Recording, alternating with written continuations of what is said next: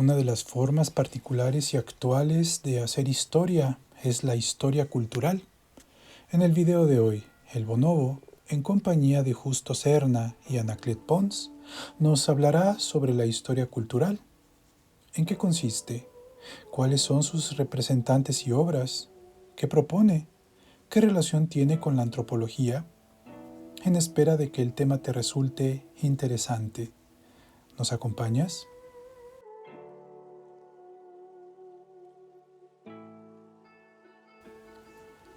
Si por historiografía entendemos el estudio de cómo se ha escrito la historia en distintas épocas, entonces diremos que la historia se centra en el estudio de los hechos del pasado que tienen relevancia y significación tanto para el historiador como para las propias personas del pasado. Preguntarse por cómo se ha escrito la historia es algo que ocupa a los historiadores modernos.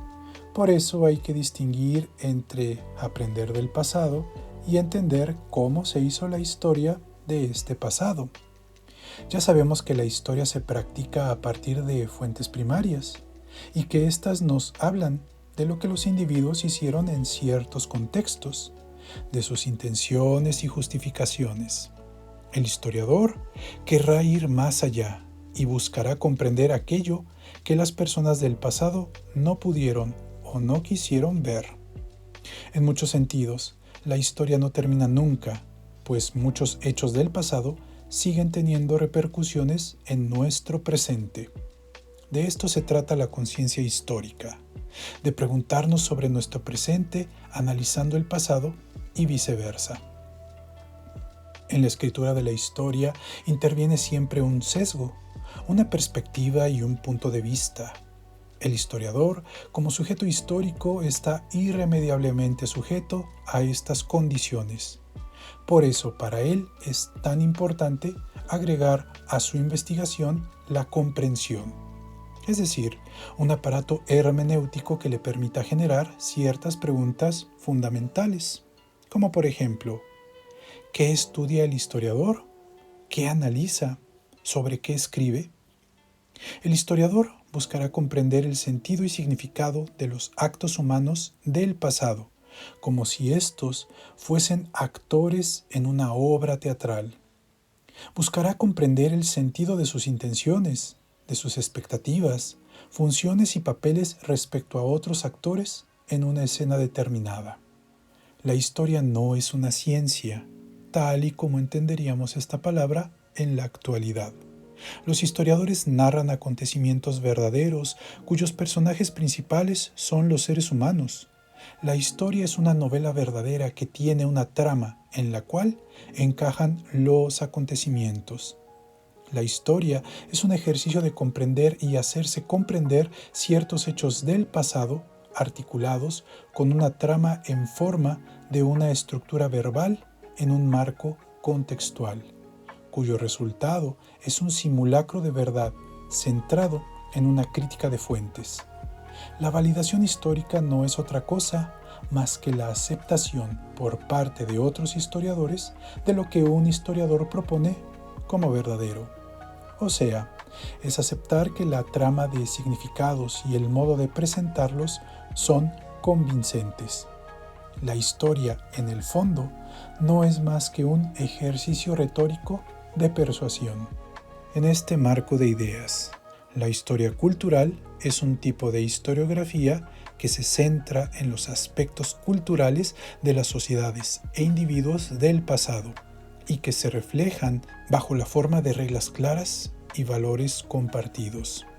La historia cultural entiende que los individuos pasamos por diferentes procesos de sociabilización, en los cuales aprendemos distintos patrones de conducta al asimilar ciertas reglas. Es decir, respondiendo a la pregunta, ¿qué significa hacer esto o aquello en ciertas circunstancias? Las personas actuamos o representamos tanto lo que queremos como lo que otros hicieron. En este sentido, la historia cultural es muy heterogénea, tanto en temas como en autores, donde todo puede investigarse, incluyendo temas considerados como extraños o exóticos. De allí que sea tan difícil hacer una tipología de ella. Se trata de una forma de hacer historia relativamente reciente y con muchas innovaciones, cuyos temas, avances y objetos han aportado mucho al conocimiento histórico en general.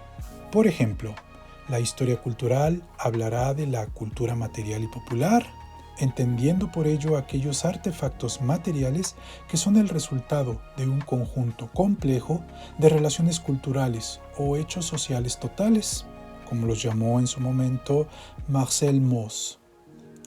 La historia cultural también se interesará por recuperar la distinción antropológica entre naturaleza y cultura, y se preguntará si es posible la existencia de los seres humanos sin cultura, es decir, sin significados, sin herramientas, sin un sentido de lo natural, sin ningún tipo de artificio material más allá de lo que le fue dado biológicamente, o sin significar al mundo.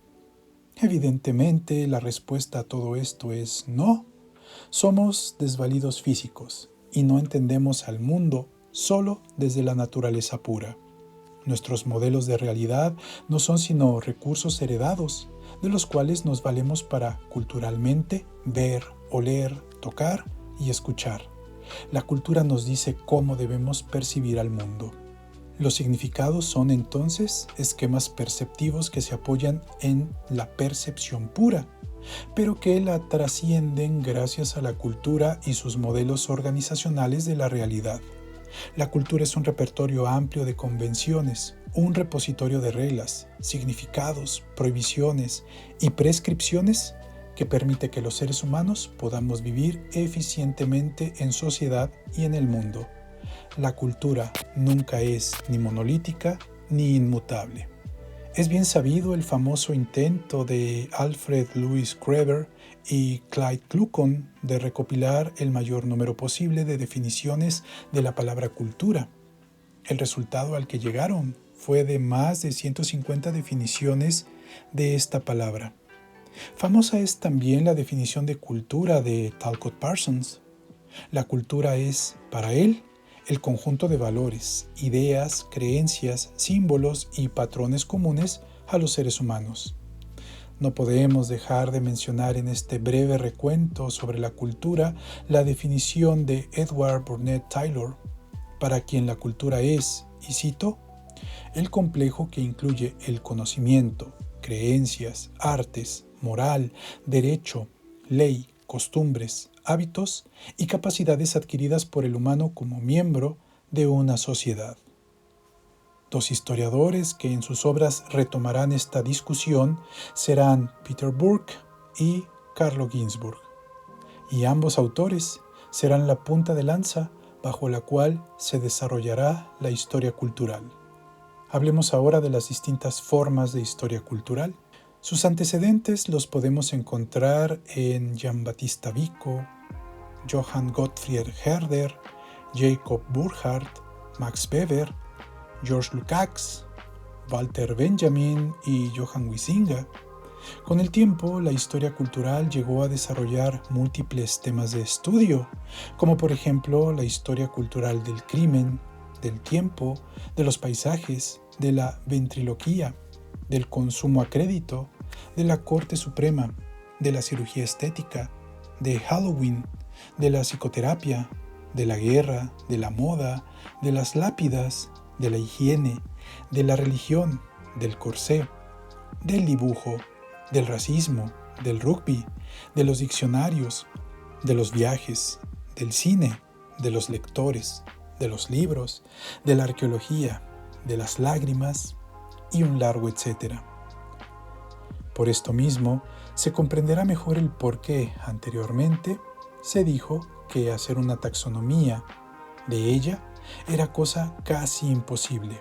La historia cultural no tiene una ruta clara ni fija, pues no tiene una unidad y es más bien un conjunto de debates, polémicas y diálogos que conforman una red amplia cuyos máximos exponentes son el ya mencionado Peter Burke y Carlo Ginzburg, Roger Chartier, Natalie Simon Davis, Robert Darnton, entre muchos otros. Pese a esta heterogeneidad, es posible hablar de 6 cosas en común que la historia cultural tiene. 1. Es hecha por autores que han influido de forma definitiva a la historia, renovándola por completo. 2. Sus obras tienen un estilo que cautiva, atrae y seduce. 3. Es una ruptura respecto a la tradición historiográfica que le precedió. 4. Sus obras tienen una estructura narrativa particular. 5. Entre sus filas no solo encontramos historiadores, sino también filósofos, lingüistas y semiotistas, como Michel Foucault o Roland Barthes, con temáticas que atraen a filósofos clásicos como Friedrich Nietzsche, Friedrich Hegel o Immanuel Kant. Y 6. La historia cultural le da un gran peso a lo narrativo, tal y como lo muestra la obra de Hayden White. En fin, que como te darás cuenta, la historia cultural es esa extraña mezcla entre la historiografía y los temas culturales. Representa la atención, el interés y desplazamiento de los historiadores hacia temas que de suyo no son los tradicionales, lo cual, sin embargo, ha derivado en textos clásicos que, hoy por hoy, son imprescindibles como parte de la formación de los futuros historiadores. Lo mejor de todo es que muchos de sus textos se pueden encontrar de manera digital en Internet, puestos para que cualquier mente curiosa se disponga a examinarlos y aprender de ellos. Pero, ¿y tú qué piensas? No olvides dejarnos tu opinión en la caja de comentarios. Si este video ha sido de tu agrado, no olvides darle like, suscribirte y activar la campanita de notificaciones. Saludos y hasta el próximo video.